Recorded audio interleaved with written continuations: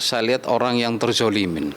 Karena saya lihat ada yang salah di situ. Karena kan kalau saya lihat kan di situ bahwa yang dibongkar ini nggak masuk dalam pokok masalah, ya kan?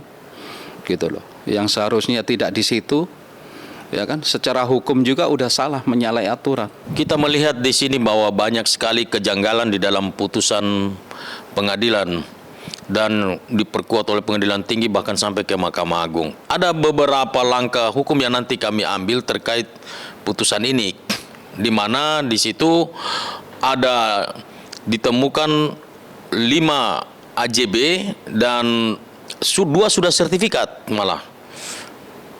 Terus kemudian 3 AJB lainnya dibatalkan ya. Di sini harusnya ketika si penggugat menggugat itu harus libatkan BPN karena sudah ada sertifikat yang jadi di situ sesuai dengan Undang-Undang tentang Agraria nomor 5 tahun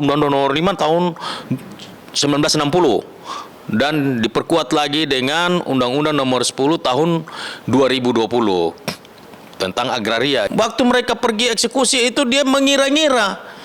Kalau mengira-ngira gini, waduh, ini kacau nih. Mengira-ngira tanah yang mana.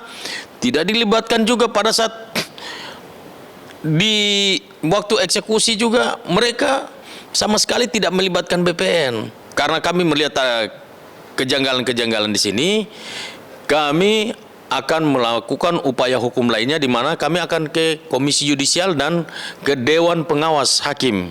Kami akan melaporkan ini agar kami meminta supaya putusan ini dieksaminasi. Sementara yang sudah terjadi di lapangan adalah kita lihat, mungkin dari rekan-rekan media lihat itu sudah kami lakukan pemagaran seng di sekitar objek eksekusi ya. Sekitar 5.800 itu. Kita pinggir-pinggirnya, batas-batasnya kita sudah ukur ulang melalui BPN. Kami juga pada waktu eksekusi kita hadirkan juga adanya pihak BPN untuk melakukan pengukuran dan pembatasan. Kami juga sudah melapor 263-264-nya tentang pemalsuan dokumen.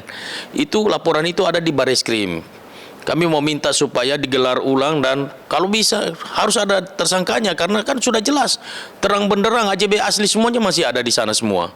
Nah, ini pihak Bareskrim juga kami berharap supaya mau memahami ini semua supaya apa yang sudah menjadi laporan daripada klien kami segera ditindaklanjuti. Kalau psikologis terganggu nggak bisa diomongin sampai detik ini aja saya kalau ada urusan ini saya ada saksi, ada tim saya juga Bang Sofyan. Saya nervous, saya nervous setengah mati untuk tiap kali saya mendengar ada urusan seperti ini saya ada agak kacau satu hari gitu.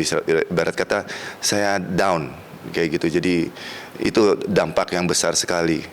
Apalagi keluarga saya, keluarga bangsa yang kemarin anak-anaknya semua saya nggak kebayang mereka. Itu sebuah perhatian dari sebuah keluarga untuk meredam emosi saya, karena kan saya nggak mungkin jadi pencuri tanah, ya, ngambil tanah orang, nahan orang tuh nggak mungkin.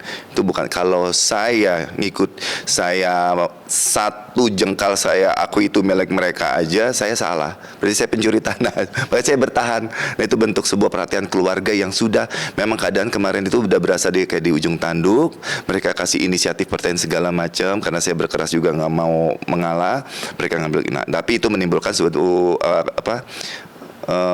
situasi hukum yang baru ya, seperti itu. Jadi ya untuk saat ini saya hanya bisa bertahan dan bergantung kepada kuasa hukum saya yang baru untuk hal tersebut gitu, karena saya benar-benar nggak paham situasi hukum yang baru seperti itu berjalan sebagaimana nantinya. Jadi untuk saat ini itu cukup meredam aja. Saya cukup berterima kasih kepada adik saya sama ipar sama istrinya, cukup itu aja. Jadi cukup meredam keadaan yang ada. Kalau saya dijadikan sebuah contoh sebagai public figure, saya berarti merasa bermanfaat sebagai public figure di Republik ini.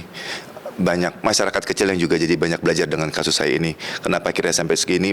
Mudah-mudahan saya bisa dipetik hikmahnya untuk semuanya. Misinya dalam memberantas yang diduga ada mafia-mafia tanah atau segala macam itu bisa berjalan dengan baik. Saya sebagai contohnya seperti itu. Karena kalau misalnya dalam kehidupan sosial setingkat saya aja saya kesulitan, kita jangan bikin hati rakyat kecil di Indonesia ini menjadi jadi kecil, makin kecil lagi. Jangan memperkecil hati mereka. Mereka harus bisa lebih bangga nih. Alhamdulillah di sini ada Pak Foka, ada Kaniko. Mudah-mudahan dengan kasus saya ini berbesar hati semuanya, semua masalah yang ada kaitannya dugaannya misalnya mafia tanah segala macam bisa dibereskan.